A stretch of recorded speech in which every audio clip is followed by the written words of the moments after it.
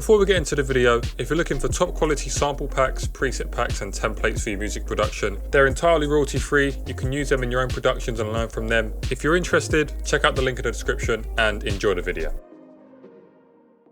What's good people? It's Lotto B Brights and I am back for a brand new video. Today's video I'm going to be doing episode 2 of my tips and tricks for FL Studio. In this episode it's mainly focusing on mixing, arrangement, some tips and tricks to help with workflow, but it's not all based on workflow, there's mixed in between. You'll see there's about 12 tips I'm about to give you, so we're going to get straight into it. I hope these help. Also, I would like to apologise if they're very similar to other tips and tricks videos on YouTube from other YouTubers and tutorials. It's just helpful to let the new beginners and intermediates learn these tips and tricks. But yeah, I apologise if they're the same from other videos, but let's get straight into it with tip number 1. So for tip number 1, it's about arrangement tags on the timeline here. So I've got my track which is unreleased. I'll play a small section of it.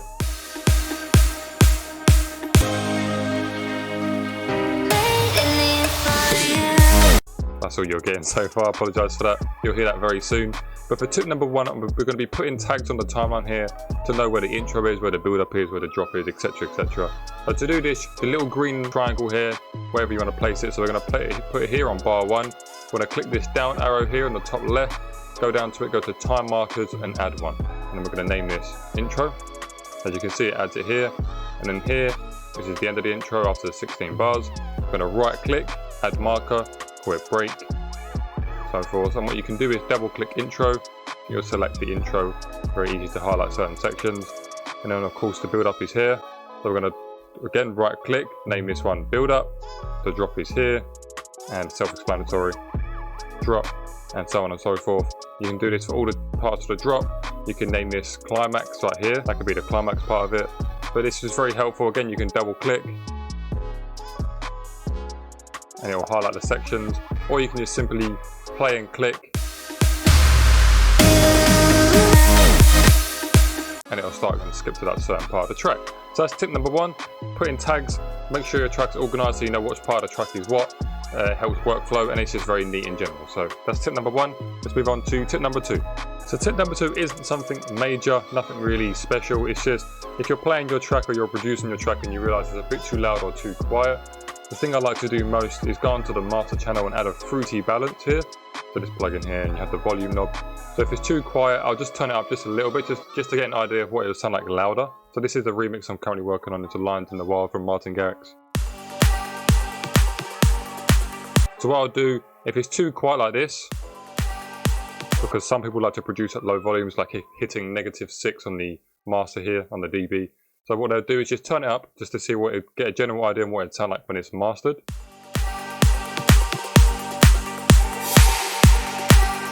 And vice versa. So if your track's too loud and it's clipping or it's hitting 0, and you want it to be at like -6 or -9 here, just so it's good for when you go into the mastering stage and you can get a clean mix, nothing's clipping, it's too over loud or anything. You can just do the reverse, so it's here, and if it's too loud, for example, just turn it down.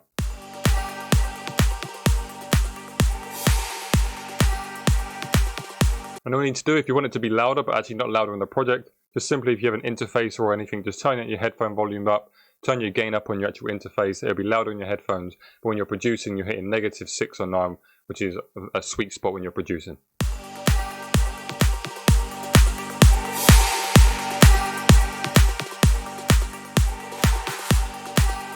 A very easy tip, just to get an idea of what your track will sound like mastered, or if it's too loud, turn the whole gains down. Makes it very easy to mix in the later stages and master in the later stages. So that's tip number 2. Let's move on to tip number 3. So for tip number 3, it's all about saving presets in your reverbs, delays and EQs, etc, etc. So I have 3 samples here. I have a simple clap, a crowd noise and a snap. Just a tip inside itself, this isn't part of tip 3. I'll just show you quickly. If you want to assign multiple audio tracks to the mixer at once, if you right click each line here so it lights up green, you can select multiple ones, and then you'll go onto the channel rack here on the mixer, right click, channel routing, route selected channels starting from this track, it routes all 3 of them. So that isn't part of the tip, that's just a small one in itself. So what we're going to do here is just solo this one here and add up a parametric EQ too. So when I play this, you're going to see in the little frequency spectrum at the top here, there's a little bubble or a little pop in the low end. It's when the sample replays itself. Obviously, you want to cut the low end on most of your drums, your claps, your rides, your snares, mostly just to lower it up to around 100 Hertz, just because you don't really need it. So what you'd normally do is just double click that and then do this, for example, or whatever you'd normally do. So say for example, you just pull it here, 136 Hertz cut, which is nice. And then what you'll do is you'd click this down arrow here in the top left, save preset as, and then just say for example, call this 133 Hertz cut, save it, and then say for example, you want to do again for the crowd noise. A lot of unnecessary low noise here. So if I add a parametric EQ2 and you right click these two arrows here, you can see I have the preset I just saved, 133 Hertz cut, and again it cuts it, and then you can obviously adjust it to what you like. And it just loads it there, and then that's very efficient. Instead of just going through, you can just choose the same cut in every sample, so it's very helpful. And the other one I want to show is reverb. So I have a Cashmere snap here. Go on to 3D Reverb 2. Let's create a simple preset, low cut of 1000 Hertz, high cut of near on 10 kilohertz. Make the size like that. Separate it a little bit to the left here.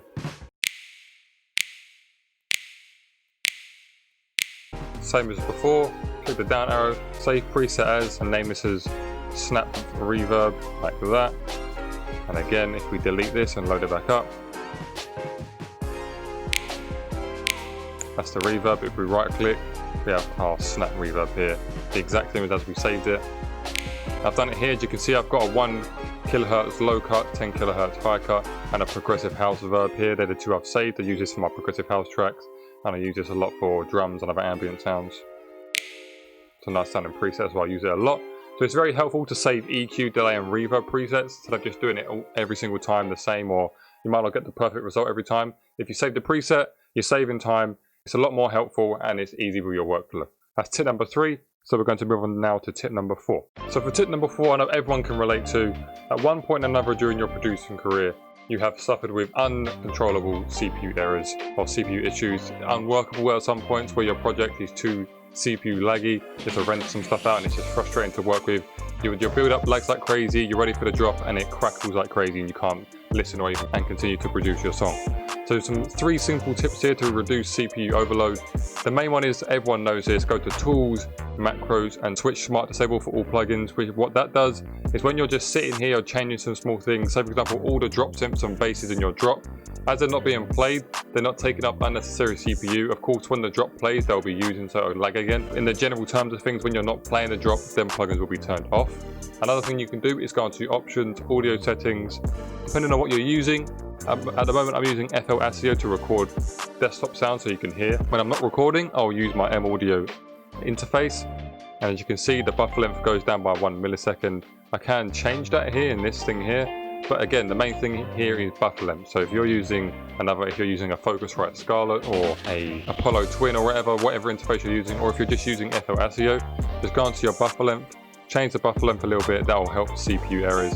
And the final thing is to go to Project and change the time base or PPQ down to 48 or 24. It causes you not to be able to zoom it in as much, but it will reduce your CPU quite significantly and it'll help you to continue, add a bit more layers and a bit more detail to your track without it lagging. So they're the 3 things. I hope they help your CPU lags, and let's go to tip number 5. So tip number 5 is all about docking and linking mixer tracks. So I have a vocal here from Splice, it sounds like this. All this time I felt so hollow, running circles everywhere. So it's a dry vocal, as you can see. So what we're going to do is we're going to right click a mixer track that we are not using. So for example, number 8, go down to dock 2. You can have a dock to the left or the right, whatever. I usually dock it to the right. And as you can see, it separates it from the mixer track here and it's on its own. And we're going to do that twice. So we're going to dock 2 to the right. And then we're going to load in, I'm going to load in 2 mixer things here. I showed this in the previous tips and tricks. I'm going to load in a delay one and I'm going to load in a reverb one. So what it is simple, just vintage Valhalla and a delay, and yeah, so that is that. And then what you want to do is you want to go here and you want to click this arrow here. So as soon as you click that, it loads the delay. All this time I felt so hollow. Obviously we want to change it to our BPM, so it'll be 4. All this time I felt so hollow. So that is that. So what if I just delete these and show and do it again? So I'll just add a fruity delay 2. So for example, we'll do like times 6, ping pong, and a volume of that. and then you can EQ the delay and it won't affect the actual signal of the vocal. So we'll just do a telephone or a radio. All this time I felt so hollow.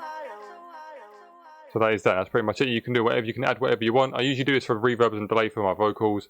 And of course, to do the same thing for the reverbs, we just click this arrow and you can turn with the mix level here. All this time I felt so hollow. Running circles everywhere. Never had a place to call home. Then you came and saved the day. So of course, the more aggressive the mix level, the more the effect will apply. All this time I felt so hollow. Running circles everywhere. And of course you can change this. I could change this to 6 seconds and exaggerate it incredibly. All this time That's an easy way to keep the things out of the way of the mixer. You dock them to the left or right. Another thing you could do, if I'll quickly show you, is you can just click create group, and we'll call this group. I do this a lot in my tutorials, and it separates it with these 2 bold bars here. It's still in the way, but this is why I prefer docking to the left or right, because it's not in the way when you're scrolling. It stays there, and you can do that. So I usually put my effects for my vocals in here, and if I dock anything to the left like that, and it'll be here, this will usually be for master effects or my drop sims, stuff like that. So docking and linking is very helpful. If you combine all these things together with the reverb and saving presets for EQ and mixers, stuff like that, and then you combine it with this, your workflow will double the speed, and it's very, very helpful. So that is tip number 4. Let's move on to tip number 5. So for tip number 6, I'm using my unreleased track. This is part of my new EP coming out next month. I'm going to be showing how to look at your frequency spectrum to see if you're lacking in certain frequencies anywhere in the mix, from your low end to your high end to your mid range. You can see where you're lacking. If someone says to you with your feedback, you're missing some low end or some mid, you can look at your frequency spectrum, see what you're missing, and try and add some sounds to compensate for that. So yeah, this is an unreleased track. It's coming out next month, a part of my EP, my 3rd synthwave EP. And what I'm going to do is add a plugin. It's an FL native plugin. You could probably find a free plugin that's used for any DAW, but for this time I'm going to use a plugin called EQ-UO. Looks like this. You can resize it. I'm going to resize it about there. And what this does is this shows the complete frequency spectrum from 20 Hz to 20 kilohertz.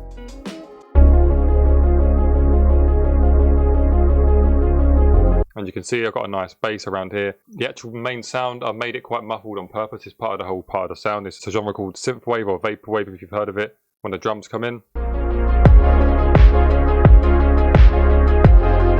It's quite prominent in the 50 Hz. Obviously when the track progresses, it gains more high end.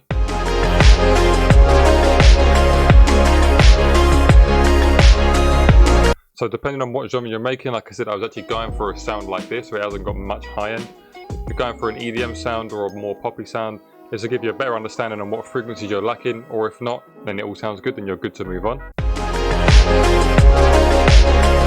Over the grand scheme of things, you can see that the actual hertz from 5 kilohertz all the way down to 20 hertz is pretty filled up. It's just, like I said, I was going for the sound of not being too high and prominent, so that's why it's not as aggressive as that. Just make sure when you add this plugin you turn the mix level off, because it does affect it if I do change it. If I do a thing like that, it will add a bunch of low end, so you got to be careful with that. But that's to check your frequency spectrum, look at and analyze your frequencies, see if you're missing any frequencies in whatever range. You could look at the bottom here and you can compensate for that. And then your track will sound more full and better overall. Hope this helps, and let's move on to tip number 7. So tip number 7 is all about looping sections of samples that are not actually used as a synthesizer, so you can loop them for infinite and using Edison. It's a very helpful tip. Say you have a bass shot or a synth shot, or for example a bass like this, and you'll actually use it as a bass pad, but obviously it ends after a certain amount of time because it's not a real synthesizer bass pad or anything, it's a sample. So with samples like these, the lower the notes, the longer it plays, the higher the notes, the shorter it plays. Self-explanatory. So one thing you can do here is just turn up the crossfade. And there's an infinite loop. But say for example you're not using a bass pad and you want to loop like a bass shot or an 808 for a low bass or a sub bass or a bass layer, for example. The same thing here. If I play a higher note, it ends quicker as opposed to playing a lower note. It drags out longer. But if you wanted to use these frequencies up here, it ends quicker because it's a sample. So what you want to do is you want to right click and click edit in audio editor, and this will load up Edison. This is the plugin you can do a lot in. I might make a tutorial on Edison soon and a later video. There's a lot you can do here. Obviously, if you click and drag, you can select things here. You want to click and highlight a section which doesn't have a lot of dynamic range. So for example, you don't want to loop this section here or loop this section here because it goes down, so it goes from louder to quiet. You'll hear it in the sample, it'll sound odd. Usually you want to select like this part here because there's not much dynamic range, it's the end of the 808. So the main thing you want to do is you want to find a point where, if I zoom completely in here, you'll see dots appear. You want to find a point where it's on 0. If I choose this part here, where it's the peak of the sample, and I'll do that, you'll hear a click. You don't want that. Usually you want to pick it around here because this is the 0 point of the sample. So if I zoom right in, right around here, you want to select it, and then the same with the other side. So you want to drag it to the right, and you want to select a section, preferably right to the end, or close to the end. So zoom right in again, probably around there.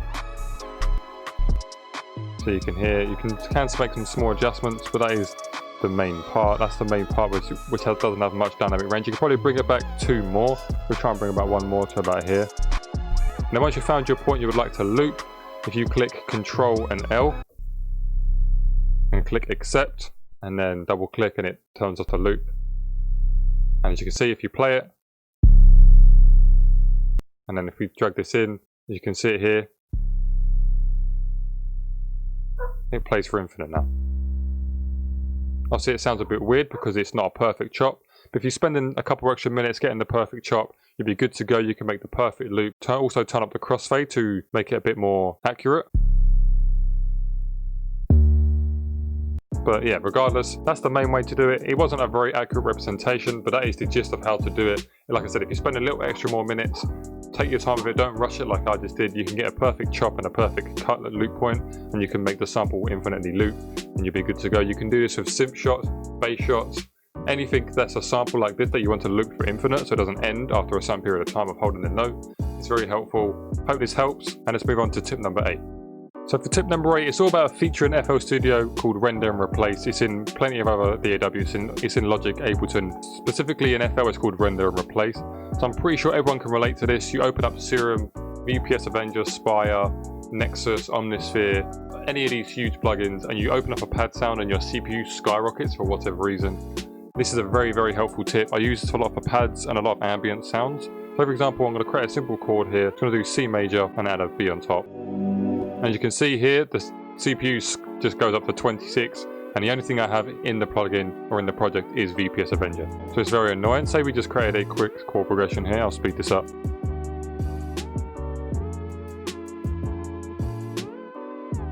we've got a simple chord progression here.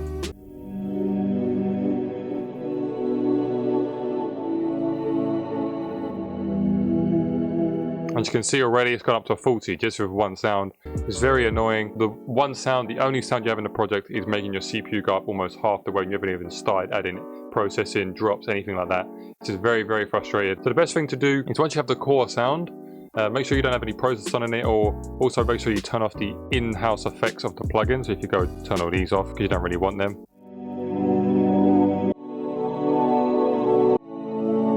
Then what you want to do is, once you're happy with that, you want to right click your pattern and click Render and Replace, click Start, and it will instantly replace the audio. Obviously it's still here in MIDI form, so you can change it and render it again, but it's in audio form now.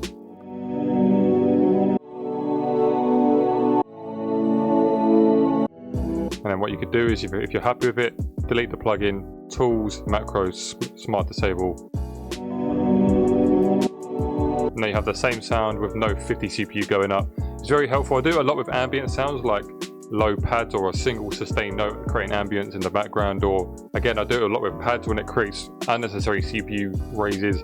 So that's a very helpful tip. Render and replace using your tracks, and then you will save a lot of CPU, put a lot less stress on your PC, and you'll be good to go. So let's move on to tip number 8. I'd just like to apologize as well. Previous tips, I keep saying the wrong tip, like next part or next tip is tip number 8 when this is 9, etc. So obviously I cannot keep count, but this is tip number 9, and it's all about properly deleting automation clips so they're completely gone from your project and not affecting it in any way. So I'm pretty sure everyone can relate to this.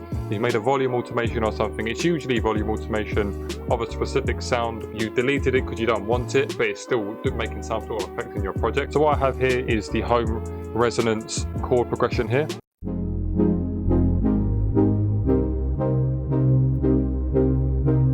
Beautiful chord progression, beautiful sound. Love this song. Very, very nice. So we're going to create an automation clip of the volume here. And it's in the playlist. So what we're going to do is we're going to fade it in right here. And then it's going to go up to about there. And then it's going to come back down and then go back up.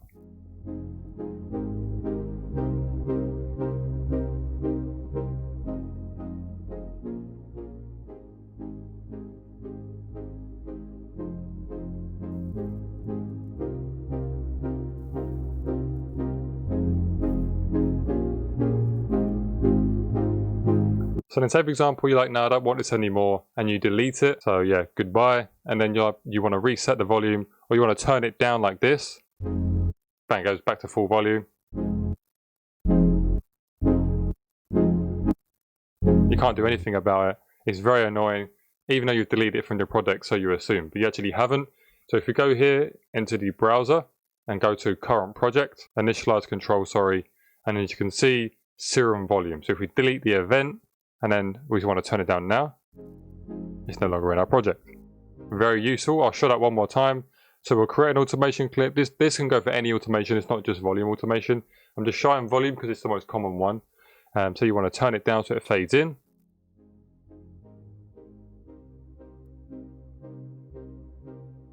And you're like, I don't want that anymore. Goodbye. Get out of it, mate. So then, as you can see, if I change it,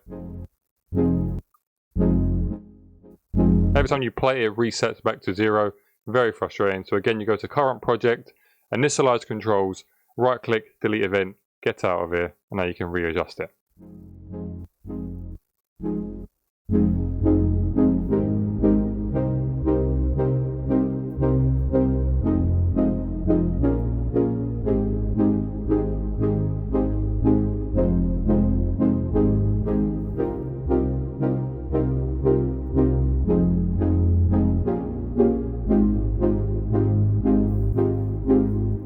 So that is that. Very simple, very useful. For the longest time, it frustrated me for my first 3 to 4 years of producing. It took me that long to find out how to do this, and it's very, very helpful. So that's tip number 9, I think. We'll double check in editing, and we're going to move on to tip number 10. Let's go.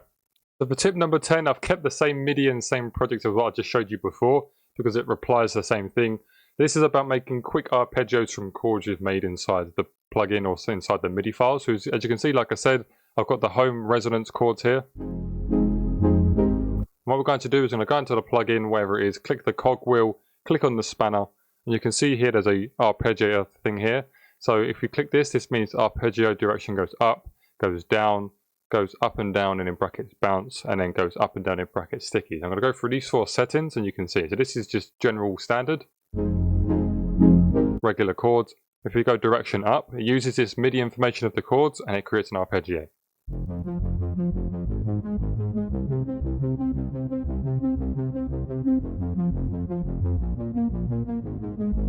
And again, instead of it going up, it goes down.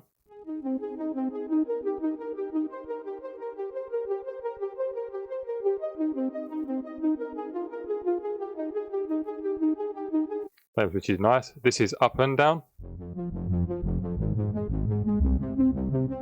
And this is up and down sticky. Which they're all very similar, but what I'm going to do now is quickly show you an effective way you can do. Say for example, we wanted to go down like this. So if we open up Edison on the master and we click this button here and record it like this.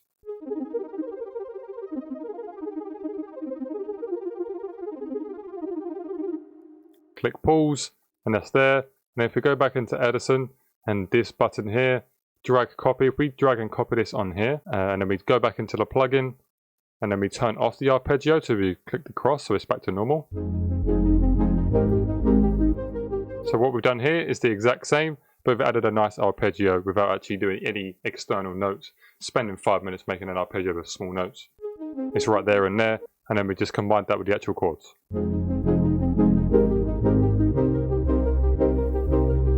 That saved us close to at least 5 to 10 minutes worth of work, instantaneous. If you can do this with another sound, say you didn't want to use this sound for an arpeggio, you just open up another sound, copy this MIDI information, go into the cog, the spanner, change it to whatever version you want of the arpeggio, and you're good to go. You have a MIDI ARP, and you still have the original MIDI here. So that's tip number 10. So let's move on straight to tip number 11. Let's go. And the final tip is like last episode's tip. It's very simple and cliche, but it's the simplest one and it's the most effective. Every few minutes, make it a habit of yours to hit Control and S. Just save your project. Make sure you save it as often as you possibly can, because you never want it to end up like this. This is the worst feeling a producer can have. It's the most frustrating thing if you didn't save it, or you saved it maybe 30 minutes prior, but in that 30 minutes, you've done so much more. Even at 2 hours into the production, you haven't saved it and you have to do all that automation again and all that mixing and sound selection. It's the most frustrating thing a producer can go through. And even then, click Control S every 5 minutes, and if you want to try and make a big change in your project or try something new, hit Control N. What that does is it makes a save new version, so it'll give it like _2, _3. Every major producer does this. If they want to try something or make a small adjustment in their project, they hit Control N, it saves a new version. If it don't work, they can just open up the previous version with no hassle. They haven't got to delete it or worry about going back to the original state it was in. Please make sure you save your work very, very often, every few minutes. Make it a habit of yours. Control S, Control S, Control S. But other than that, I hope you enjoyed these 11 tips. Episode 3 might be quite hard to make because the tips I've given in these 2 episodes are the main tips I use. So unless I learn any more tips I can give you, then I'll have to wait until then. But the main tips I've given you are in these 2 episodes. They're essential. There are a lot more and a lot more shortcut keys to use. Either 1, I don't know them, or 2, I don't use them. But I hope these tips help you, and that's pretty much it. So I hope you enjoyed the video. If you did, smash the like button, helps the channel grow, and I really appreciate it. If any of these tips helped you at all, let me know by in the comments below or liking the video. Also, if you have any tips that you haven't seen me do and you know yourself, leave them in the comments. I'd love to hear them and try them out in my own productions. But yeah, I've got a new video of W&W coming very soon. Also making a drop like very soon. It's a Hardwell one, so be looking out for that one. Hope you enjoyed. Stay safe, produce music, and I'll speak to you all very, very soon.